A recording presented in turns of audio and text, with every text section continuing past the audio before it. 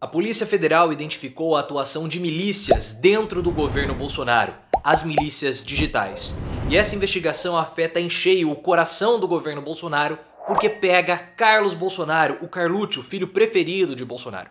E se o general Augusto Heleno, ministro, tivesse vergonha na cara, ele renunciaria hoje ao cargo dele de chefe do GSI. Eu tenho que contar tudo pra vocês porque esse assunto é muito quente, esse assunto é muito, mas muito complicado para o Bolsonaro porque afeta o Carlos. E toda vez que há alguma coisa afetando o Carlucci, Bolsonaro ele esperneia, Bolsonaro chilica. E isso também pode nos ajudar a entender os ataques que o Bolsonaro tem feito ao STF, porque esse inquérito envolvendo as milícias digitais, essa investigação permeia o Alexandre de Moraes. Então vem comigo que eu vou contar tudo pra vocês, ative as notificações, claro, do vídeo, deixe seu like e também se inscreva no canal. E essa atuação das milícias digitais tem a ver com o gabinete do ódio de Bolsonaro. O que é esse gabinete do ódio? É um gabinete que fica ao lado da sala do Bolsonaro, que é realizado para fazer ataques contra instituições, ataques contra adversários políticos, contra meios de comunicação, ataques contra qualquer coisa que se coloque contra Bolsonaro. E o chefe desse gabinete é justamente o Carlos Bolsonaro. Mas você vai falar, mas o Carlucci ele não tem cargo em Brasília? Sim, ele não tem. Ele é vereador no Rio de Janeiro. Mas os 3 assessores que trabalham no gabinete do ódio, eles atuam junto com o Carlucci, ou melhor dizendo, sob as ordens do Carlucci, abaixo de Carlucci, porque você sabe que Carlucci não tolera ninguém acima dele, né? Eu poderia falar em cima dele, né? Aí seria um erro de português muito crasso, mas eu não vou falar. Mas eu quero pegar para vocês esse trecho do relatório parcial da Polícia Federal que já foi encaminhado para o STF. E o relatório, ele descreve a atuação do gabinete do ódio, das milícias virtuais, como sendo algo muito, mas muito semelhante a uma organização criminosa. Porque como que funcionava? Em conjunto, eles decidiam qual alvo seria atacado. Então havia uma votação, havia uma seleção de qual alvo seria atacado.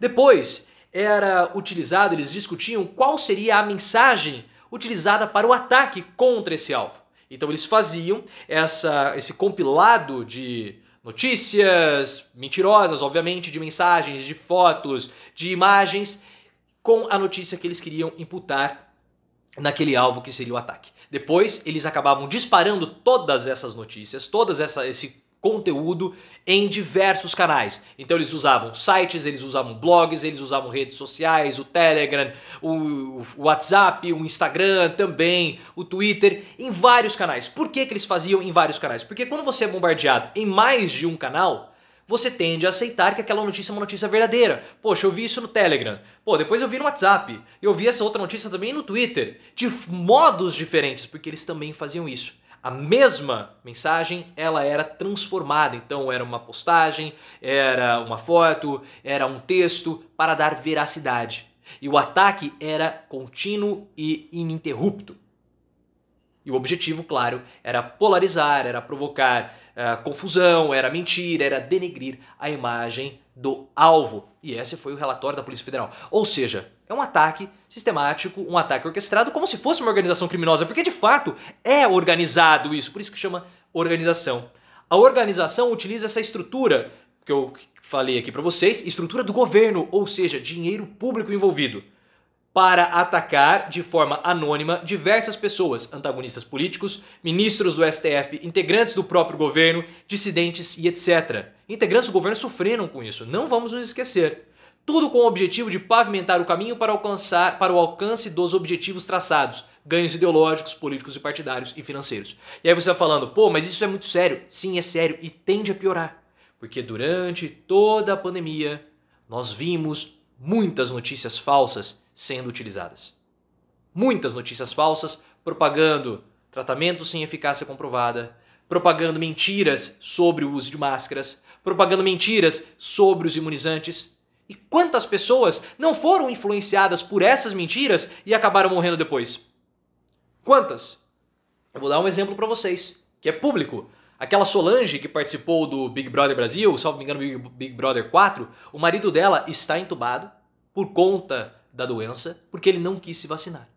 E ela falou o seguinte, olha, a gente não gosta muito de política, mas o meu marido viu tantas informações, deve ser bolsonarista, recebeu tantas informações que ele ficou com medo de tomar a vacina, de tomar o imunizante. De onde que ele recebeu tantas notícias a respeito disso? Com um bombardeamento sistemático, constante, ininterrupto, pelo gabinete do ódio. Então essas pessoas, elas também precisariam ser responsabilizadas e penalizadas por tudo o que aconteceu durante a pandemia, porque eles propagaram notícias falsas. Eu vou ler aqui para vocês o trecho do relatório que fala sobre isso. A análise em curso aponta também para a existência de eventos que, embora não caracterizem por si tipos penais específicos, demonstram a preparação e a articulação que antecedem a criação e a repercussão de notícias não lastreadas, ou seja, as fake news, ou conhecidamente falsas a respeito de pessoas ou temas de interesses. Ou seja, eles agiam para propagar notícias falsas a respeito de temas que lhes fossem de interesse, como no caso a pandemia. E ela cita, como por exemplo, entre outros, pode-se citar a questão do tratamento precoce contra a pandemia. E vocês sabem para que foi utilizado o tratamento precoce. Vocês sabem, o Mandetta trouxe no livro dele, eu acabei trazendo também para vocês o livro do Mandetta, antes mesmo da CPI. O Bolsonaro, ele queria utilizar o tratamento precoce para estimular as pessoas a furarem o distanciamento social, a pressionarem governadores e prefeitos a irem trabalhar. Porque a ideia do Bolsonaro era o seguinte, se eu tiver a caixinha de medicamento na mão, é só eu tomar o comprimido que se eu tiver doente eu vou me curar, então eu não vou morrer. Vai morrer só aqueles que têm comorbidades. Esse era o objetivo do Bolsonaro. E ele utilizou as milícias virtuais para poder propagar esse tipo de conhecimento, ou propagar esse tipo de conteúdo mentiroso. Isso é uma atuação fascista. Isso é um comportamento do partido alemão. Por quê? Porque você tem um grupo, um ataque orquestrado a uma única figura, ou também era utilizado para evitar dissidências dentro do governo Bolsonaro. O Frota sofreu esse tipo de ataque quando ele abandonou Bolsonaro, a Joyce Hasselman sofreu esse tipo de ataque também quando ela abandonou Bolsonaro, e todos aqueles que acabaram pulando fora do governo Bolsonaro sofreram um ataque orquestrado do gabinete do ódio. Isso é uma característica do partido alemão. Temos que levar isso em consideração. Agora, essa situação vai chegar no Carluccio, porque a investigação vai bater no bumbum dele. E ele é responsável por tudo isso, porque ele é o chefe do gabinete do ódio. E vocês sabem que sempre quando chega no Carluccio, o Bolsonaro treme. O 7 de setembro aconteceu daquela forma que ocorreu, porque o Bolsonaro estava com medo do Carluccio ser preso. Porque naquela época o Xandão tinha prendido o Bob Jeff. E a prisão do Bob Jeff foi um aceno pro Carluccio. O Bob Jeff estava sendo preso aqui e o Xandão estava de olho no Carluccio. E o Bolsonaro falou assim, eu não vou aceitar todas as suas decisões. E quando ele falou isso, ele estava se referindo a decisões com relação à prisão do Carluccio. Mas vocês acham que Carluccio e Bolsonaro são os únicos envolvidos nessa história? Não, não, não. O general Augusto Heleno, militar de alta patente, que disputa a vaga para ser o vice de Bolsonaro e tá havendo ali um quebra-pauzinho dele com o Braga Neto, que é o favorito do Bolsonaro, para ser o vice-presidente. Ele se envolveu numa situação, no mínimo, estranha, de prevaricação com relação aos 300 pelo Brasil. Lembra daquela história dos 300 pelo Brasil, da Sarah Winter? Lembram disso? Que acabou até sendo presa porque ficou desafiando, quis atacar ministros do STF, você lembra dessa história? Então, a Sarah Winter, ela se encontrou com o general Augusto Heleno e ela falou que ela foi estimulada pelo general Augusto Heleno a fazer os ataques no STF. Mas esse relatório da Polícia Federal trouxe a informação do depoimento do general Augusto Heleno que ele se encontrou sim com esse grupo do 300 pelo Brasil, com lideranças desse grupo, com a Sarah Winter. E sabe o que ele falou quando ela perguntou se eles deveriam atacar o STF? Sabe o que ele falou? Ele falou assim, não fará bem ao nosso governo. Eu não sei se vocês perceberam a gravidade disso.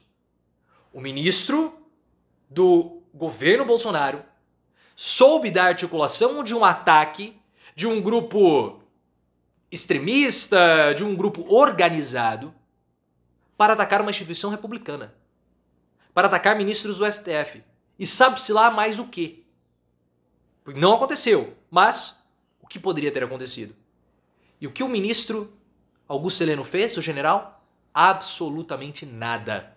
Ele sabia de um ataque orquestrado contra uma instituição republicana, contra a integridade de pessoas, e ele não fez absolutamente nada. Se o general Augusto Heleno fosse homem de verdade, ele renunciaria ao cargo dele hoje, porque ele prevaricou.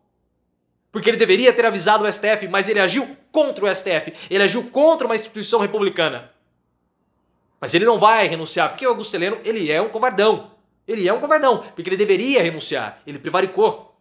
Ele deveria ter informado as autoridades, não, peraí, estão preparando um ataque contra o STF? Então eu vou avisar, vou colocar a Lei de Segurança Nacional, eu vou avisar o STF, eu vou avisar a Polícia do Congresso, vou avisar a Polícia Federal, para evitar tudo isso. Mas o que ele fez? Ele passou um zíper na boca, ficou em silêncio e permitiu que aquilo acabasse acontecendo. Porque se ele tivesse avisado, nada daquilo teria acontecido. Ele teria desmantelado o ataque. Mas perceba como que essas milícias digitais e também fora do governo estão sempre atuando em conjunto com o Bolsonaro.